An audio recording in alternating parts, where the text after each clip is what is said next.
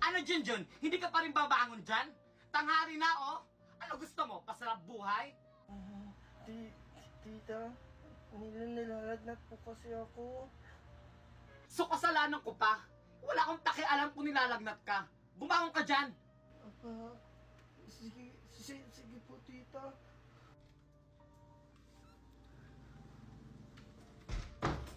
Han, anak, nandito na ako. Ano, Daddy? Andyan ka na pala? Yung pasalubong ko po! Ay, oo nga pala, anak. Sorry, nakalimutan ko. Pero bukas, babawi ako sa'yo. Lagi na lang bukas, pero wala naman!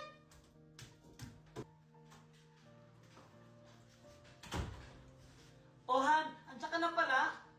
Oo, Han, kakarating ko lang. Asan nga pala si Junjun? Lagi na lang si Junjun ang hinahanap ni Daddy! Tapos yung mga pasalubong ko, kinakalimutan na niya! Hay nako, yung magaling mong pamangkin, naglalagnat-lagnatan para hindi makakilos dito sa bahay. Baka naman nilalagnat talaga siya. Nasaan ba siya? Andun sa kwarto nakahiga. Sinasabi ko talaga sa'yo, Valerie. Junjun? Junjun, ang taas ng lagnat mo. Tito. Valerie! Ano yun, Ronaldo? Oh, Ronaldo, ano yun? Ang taas ng lagnat ni Junjun, hinayaan mo lang? Ronaldo, akala ko kasi nagbibiro lang siya. Malakas pa yan kanina. Parang hindi ka isang ina. Hindi mo man lang naramdaman na nilalagnat siya? Bakit responsibilidad ko ba yan, Ronaldo? Oo, responsibilidad mo siya. Dahil isa kang ina. Sana naman tinuring mo siyang tunay na anak. Mahirap ba yon? Ikaw nga, simula dumating yung bata na yan dito sa pamamahay natin, nakakalimutan mo na yung sarili mong anak. Hindi totoo yan, Valerie. Kahit na kailan, hindi ko nakalimutan ang anak natin. Pantay-pantay lang talaga ang pagmamahal ko sa inyo. Talaga ba? Hindi mo kasi nararamdaman ang nararamdaman ng anak natin. nag-aaway! Bakit ba kasi dumating yan si Junjun sa buhay namin? Dahan-dahan, anak. Manda talaga sa akin, Junjun na yan. Ano ba kasi nangyari? Megan, okay ka na ba? Mukha ba akong okay? Tingnan mo nga kung anong ginawa mo sa akin, no? Wala kang iyang bata ka! Wait lang, Valerie. Junjun, ano ba kasing ginawa mo? Bakit napili si Megan? Tito, hindi ko naman po sinasadyang itulak si Megan. Siya po kasi yung nagpumilit na ipapasukin ako sa loob ng bahay. Hindi naman pala sinasadya ni Junjun eh. Aksidente lang ang nangyari. Tingnan mo, kinakampi mo pa talaga yung pamangkin mo. Nasakto na ngayong anak mo, oh. Dahil dyan, Junjun, pagsisilbihan mo yung anak ko. Opo, Tita Valerie. Gagawin ko po yung lahat para makabawi po kay Megan. Dapat lang. Tama na nga, nangyari na ang lahat. Wala na tayong magagawa dyan. Hoy, Junjun, bilisan mo dyan. Ipaghanda mo si Megan ng pagkain. Kakain na siya. Sige po, Tita. Tumigil na nga kayong dalawa. Ikaw, Megan, malaman ko lang na nagsisinungaling ka talaga. Malilintikan ka. Ano kaguluhan na meron dito? Mami! Sinisiraan ako ni Junjun kay Daddy! Ano? Totoo naman po yung sinabi ko, Tita, na wala naman talagang pilay si Megan. Anong walang pilay? Kita mo naman, di ba? Ano sa palagay mo? Nagsisinungaling yung anak ko? Tahimik na nga kayo. Megan, ano ba talaga yung totoo? Hindi po talaga, Daddy! Kasi kung magaling na po ako, sasabihin ko naman po sa inyo! Hala, wala si Junjun dyan kasi, Mami. Makakapaglaro ulit ako ng Cinderella ko. Ayan, makakapaglaro na naman tayo. Megan! Wala ka palang pilay? Mami? Mami, huwag ka maingay kay Daddy, ah! Sa totoo pala yung sinabi ni Junjun na wala kang pilay. Opo, Mami. Wala naman po talaga akong pilay. Ginawa ko lang yun para magalit si Daddy kay Junjun. Ano?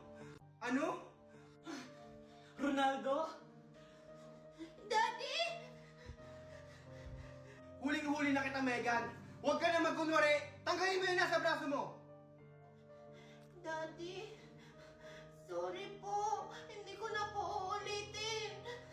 Ikaw, Valerie, alam mo palang walang pila yung anak natin? Kinukonsinti mo pa? Kaya lumalaking ganyan yung anak natin eh. Kailan ba kita tinuruan magsinungaling? Sorry po, Daddy.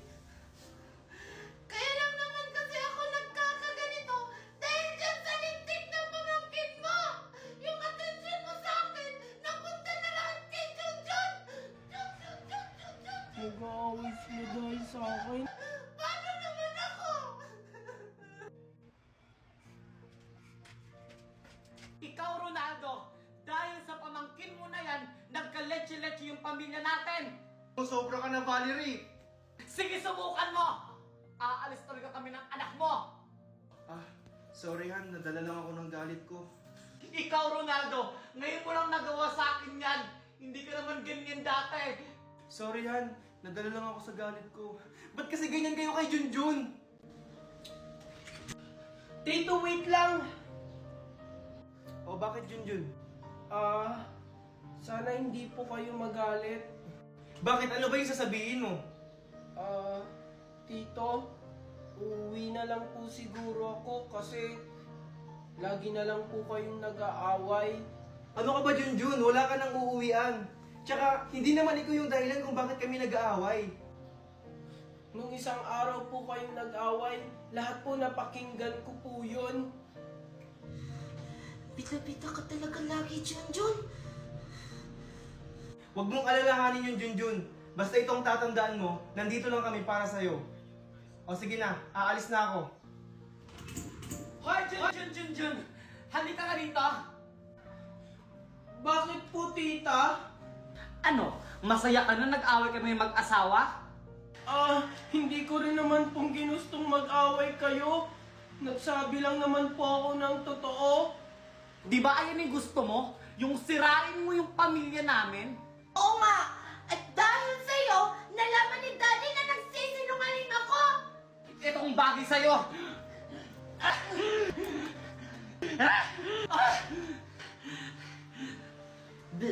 Buti nga sa'yo. Buti pa sila nakakapaglaro sa labas. Mami! O ano yun, anak? Mami, pwede ba ako maglaro sa labas? Hindi pwede. Baka mamaya mapano ka pa sa labas.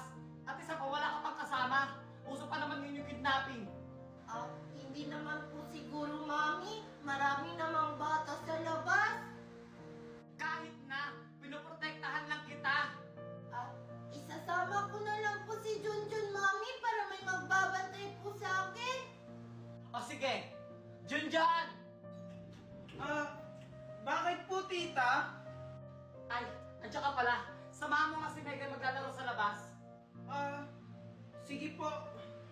Pag may mangyari sa anak ko, ikaw ang sisisihin ko, ha? Yay! Thank you, Mami! Tara na, Junjun! O, ano pang hinihintay mo? Sundan mo na yung anak ko. Sige po. Yay! Megan, saan ka pupunta? Sabi ni mami mo, dito ka lang daw maglalaro, wag ka daw lumayo. Huwag ka maingay! Hindi naman malalaman ni Mami yun!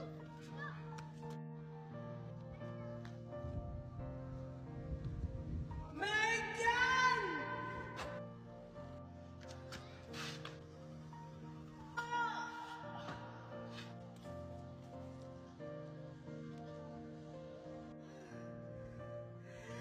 Junjun!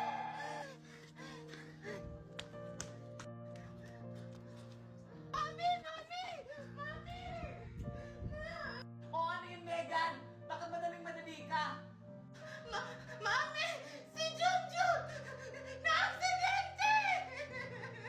Ano? Nabangga siya ng sasakyan, Mami! Junjun, dahan-dahan lang Junjun ha.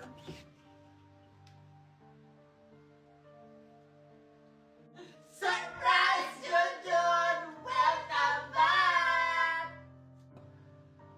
Wow! Hindi na po kayo galit sa akin? Siyempre naman, Junjun! Kalimutan mo na yung Junjun. Hayaan mo makabawi ako sa'yo. Valerie, Megan, masaya ako kasi tanggap niya si Junjun.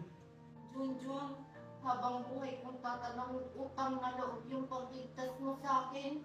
Junjun, sana mapatawad mo kami sa lahat ng mga nagawa namin sa'yo. Alam mo, proud na proud ako sa'yo kasi mas pinili mo pa rin ang pagiging mabuting bata sa amin. Okay lang po yun, tita. Ang mahalaga po, magkakasama po tayo ngayon. Oh, tama na yung drama. Nagugutom na kami ni Junjun. Ano, sorry, Junjun. Okay lang po. Tara, tara.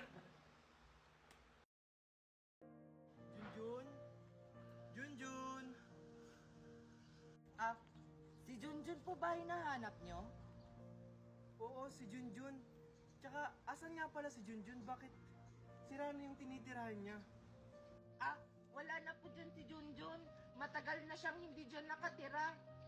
Ano? Alam mo ba kung nasan siya ngayon? Palagi ko po siyang nakikita sa palengke. Palaboy-laboy siya ngayon doon. Ganun ba? Sige, salamat. Saan ko kaya makikita si Junjun? Teka, si Junjun ba yun? Junjun? Huwag niyo po akong ipapapulis. Babayaran ko na lang po yung dinukot ko sa inyo. Ay, hindi Junjun. May gusto lang akong sabihin sa'yo. Ano po pala yon? Junjun, huwag ka sanang mabibigla ha. Ako yung tunay mong ama. Ha? Bakit ngayon lang po kayo nagpakilala sa akin? Junjun, ayaw kasi ng nanay mo na maiwalay ka sa kanya. Pero, bago siya mawala, inabilin ka niya sa akin. Huwag na lang po, Papa. Kaya ko naman pong labahan to. Hindi, Junjun. Sobra na kasi yung ginagawa sa'yo. Oo na, Daddy! Kasalanan ko na! Ano, Junjun? Masaya ka na? Hayaan mo na sila anak. Papasok ka sa school. Tara. Anak, Megan, bilisan mo dyan. Magsha-shopping tayo. Mami? Ngayon na tayo mag-shopping? Kaya nga bilisan mo dyan kasi ngayon tayo magsha-shopping. Sige po, Mami. Oh, Manong, anong ginagawa mo sa harap ng bahay namin? Andyan po ba si Sir Marco? O bakit? Anong kailangan mo sa asawa ko? Kayo po pala yung asawa ni Sir Marco. Pakibigay na lang po kay Sir Marco. Ano ba to? Basta, si Sir Marco lang yung nakakaalam yan. O sige po, alis na po ako. Manong, wait ang kinaka... Teka, ang bilis naman ng Manong na yun. Ano kaya binigay niya kay Marco? Parang hirap buksanin to.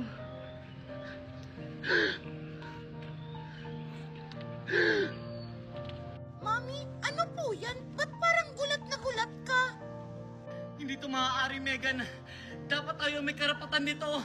Ano, Mami? Ano po ba kasi to?